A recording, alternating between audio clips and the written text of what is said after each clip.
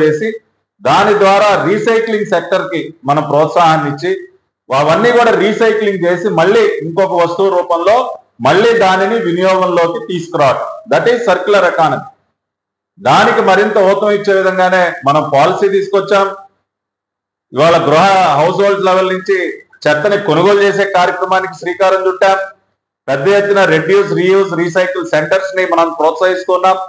ఇవన్నీ ఒక పక్కన ఇలా ఉంటే ఇంకొక కార్యక్రమం పెద్ద ఎత్తున మన రాష్ట్రంలో జరుగుతున్నది ఏంటంటే ర్యాక్ పిక్కర్స్ ఎన్యూమరేషన్. నమస్తే స్కీమ్ ద్వారా గతంలో sewage and septic tank cleaning చేసే కార్మికులను ఏ విధంగా అయితే ఎన్యూమరేట్ చేసి వారందరికీ కూడా పీపీఈ కిట్స్ అని అందజేసాం. ఇవాళ ర్యాక్ పిక్కర్స్ చెత్త ఏరుకునేటటువంటి వారిని కూడా ఇవాళ రాష్ట్ర వ్యాప్తంగా 3 ఏజెన్సీలను నియమించుకుని స్వచ్ఛాంధ్ర కార్పొరేషన్ పర్యవేక్షణలో 50,000 మందిని మనం ఎన్యూమరేట్ చేయాలని ఒక టార్గెట్ పెట్టుకుని మేము పనిచేస్తా ఉన్నాం. ఇప్పటికే దాదాపు 2,500, 3,000 మంది దాకా ఎన్యూమరేట్ చేశాం. దాని యొక్క లక్ష్యం ఏంటంటే వాళ్ళని కూడా ఒక ఆర్గనైజ్డ్ సెక్టర్ లోకి తీసుకురావడం. ఈ స్కీమ్ ద్వారా వాళ్ళు ఎన్రోల్ చేసినట్లయితే వాళ్ళకి హెల్త్ ఇన్సూరెన్స్ కవరేజ్ ఉంటుంది.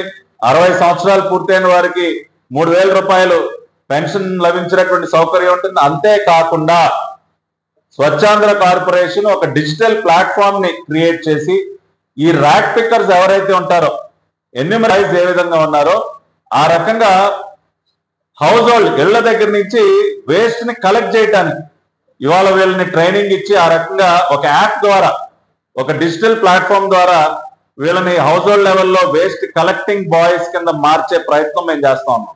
ఇది కూడా దేశంలో మొట్టమొదటిసారి ఒక ప్రభుత్వం చేస్తున్నటువంటి ప్రయత్నం.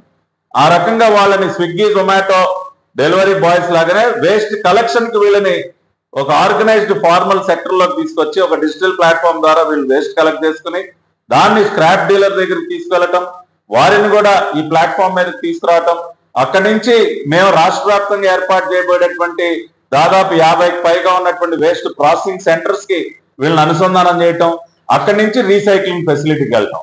అంటే ప్రతి స్టేజ్ లో కూడా మొత్తం మేము మ్యాపింగ్ చేసుకుంటూ ర్యాక్ పిక్కర్స్ ను కూడా ఫార్మల్ అఫీషియల్ సెక్టర్ లోకి తీసుకొస్తా ఉన్నాం. వాళ్ళు కూడా ఒక గౌరవప్రదమైనటువంటి జీవనాన్ని గడిపే విధంగా ఈ ప్రభుత్వం స్వచ్ఛాంధ్ర కార్పొరేషన్ మేము ఆ ప్రయత్నానికి శ్రీకారం చుట్టాం. 50,000 మందిని ఆ రకంగా మనం చేయాలి అన్న లక్ష్యాన్ని నిర్దేశించుకుని మేము ముందుకి అడుగులు వేస్తున్నాం. ఈ రకంగా ఇటువంటి అనేక వినూత్నమైనటువంటి కార్యక్రమాలు ఇవాళ గౌరవ ముఖ్యమంత్రి నారా చంద్రబాబు నాయుడు గారి సారథ్యంలో మేము ఇవన్నీ కూడా చేసుకుంటూ ముందుకు వెళ్తున్నాం. అంతేకాకుండా అనదర్ ఫస్ట్ ఇంకొక మొట్టమొదటిసారిగా ఒక రాష్ట్రం చేస్తున్నటువంటి పని ఏంటంటే రాష్ట్ర స్థాయిలో అవార్డ్స్ ఇవ్వటం. స్వచ్ఛాంధ్ర అవార్డ్స్ కార్యక్రమానికి కూడా మేము శ్రీకారం చుట్టాం. First edition of Swachhandhra awards దాదాపు 16 కేటగిరీల్లో రాష్ట్ర స్థాయిలో 52 అవార్డ్స్, జిల్లాల స్థాయిలో 1,421 awards, Swachhandhra awards first edition of Swachhandhra awards మేము అక్టోబర్ 2వ తేదీన గౌరవ ముఖ్యమంత్రి చంద్రబాబు నాయుడు గారి చేతుల మీదుగా మేము ప్రదానం చేయబోతున్నాం. దానికి సంబంధించి ఇప్పటికే ఎవాల్యుయేషన్ జరుగుతూ ఉంది, థర్డ్ పార్టీ ఎవాల్యుయేషన్ కూడా జరుగుతూ ఉంది. 16 కేటగిరీస్, అది స్వచ్ఛ మున్సిపాలిటీస్ కానివ్వండి, గ్రామ పంచాయతీస్ కానివ్వండి, లేకపోతే స్కూల్స్ కానివ్వండి, anganwadis, hospitals, government offices, bus stations, ఇట్లా ఒక 16 కేటగిరీలు మేము నిర్దేశించుకుని అవార్డు ఇచ్చే కార్యక్రమానికి కూడా శ్రీకారం చుట్టాం.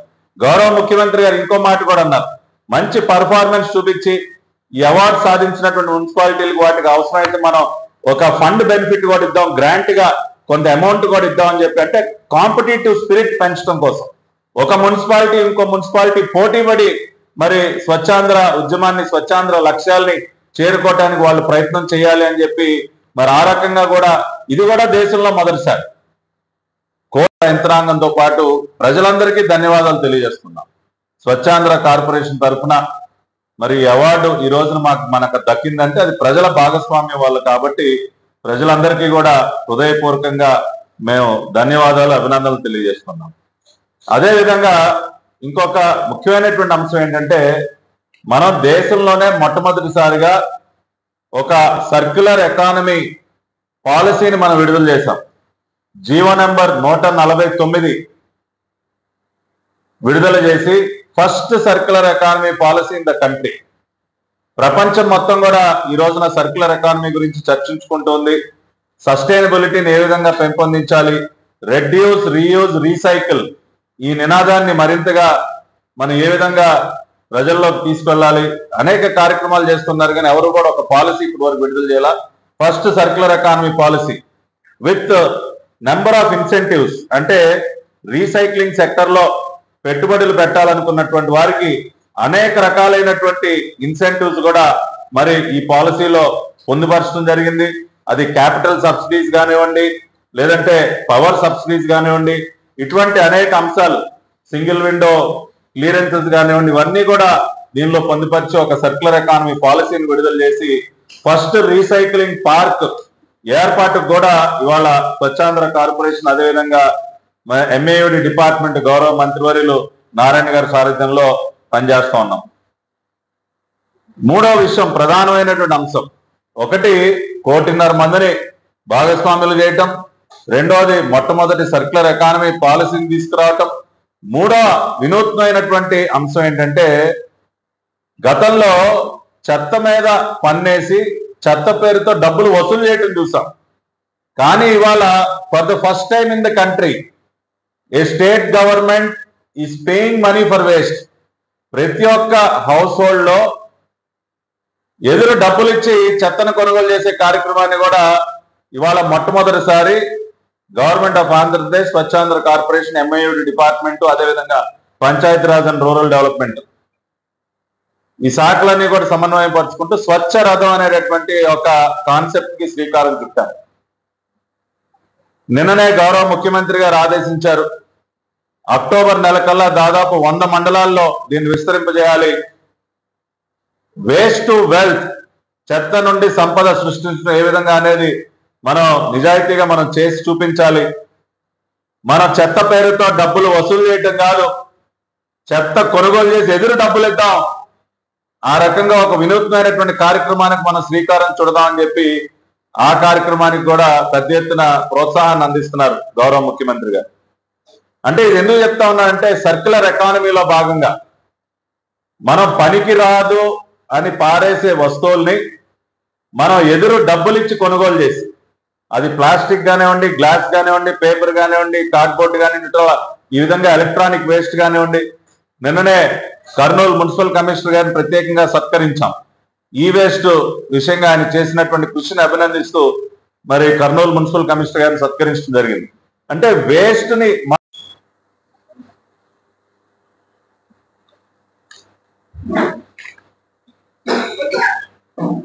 నమస్కారం. స్వర్ణాంధ్ర, స్వచ్ఛాంధ్ర ఉద్యమానికి నాంది పలికి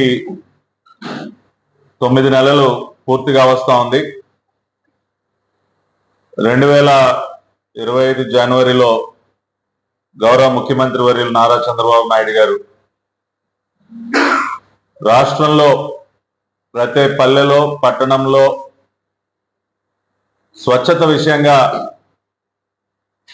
దేశానికే ఆదర్శప్రాయంగా ఉండే విధంగా మన రాష్ట్రం రూపాంతరం చెందాలి, స్వచ్ఛత విషయంగా మనం అగ్రగామిగా ఉంటేనే రాష్ట్రంలో ఉన్నటువంటి పౌరులందరూ కూడా ఆరోగ్యంగా ఉంటారు, అన్ని రకాలుగా కూడా స్వర్ణాంధ్ర, స్వచ్ఛాంధ్ర ఉద్యమానికి శ్రీకారం చుట్టి 9 నెలలు పూర్తిగా వస్తున్నటువంటి సందర్భంలో నిన్న పల్నాడు జిల్లా మాచర్లలో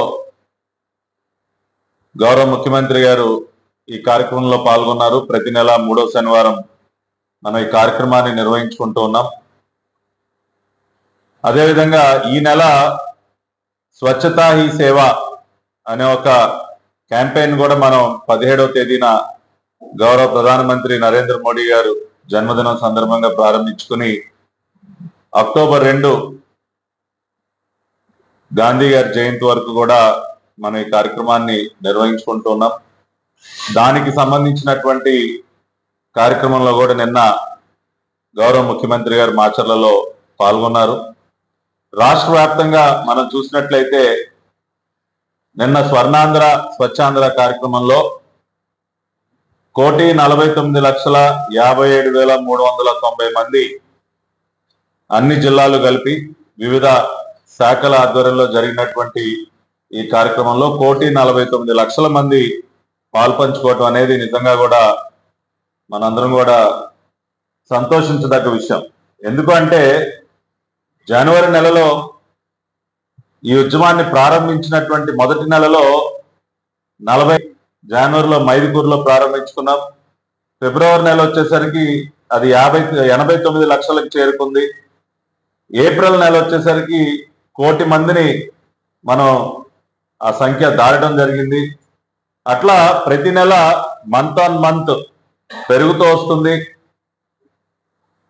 ఆగస్టు నెలలో పెద్దాపురంలో జరిగినటువంటి ఆ కార్యక్రమం మరి ఆ నెల స్వర్ణాంధ్ర స్వచ్ఛాంధ్ర రాష్ట్ర వ్యాప్తంగా దాదాపు 1,49,27,000 మంది అయితే ఇప్పుడు 1,49,57,000 అంటే మంత్ ఆన్ మంత్ ఇంక్రీజ్ అవుతూ దాదాపు 1,50,00,000 మంది ఈ ఉద్యమంలో ఈ రోజున పాలు పంచుకుంటున్నారంటే అది చంద్రబాబు నాయుడు గారు ప్రతి ఒక్కరికి కూడా కల్పిస్తున్నటువంటి స్ఫూర్తి. ఆ రకంగా పెద్ద ఎత్తున ప్రజలందరూ కూడా ఈ ఉద్యమంలో భాగస్వాములు అవుతున్నటువంటి సందర్భంలో మరి అంశాన్ని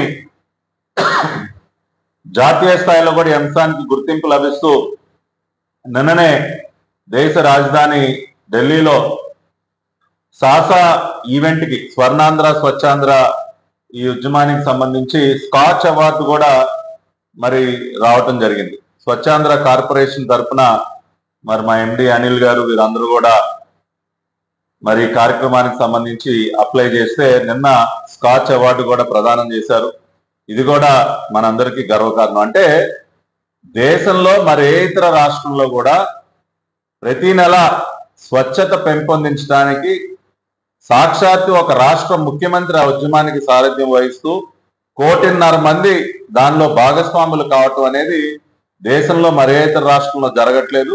అది కేవలం మన రాష్ట్రంలో జరుగుతుంది కాబట్టే ఇవాళ మనకి ప్రతిష్టాత్మకమైనటువంటి స్కాచ్ అవార్డు కూడా ప్రత్యేకించి సాసా ఈవెంట్ కి ప్రదానం చేయడం జరిగింది.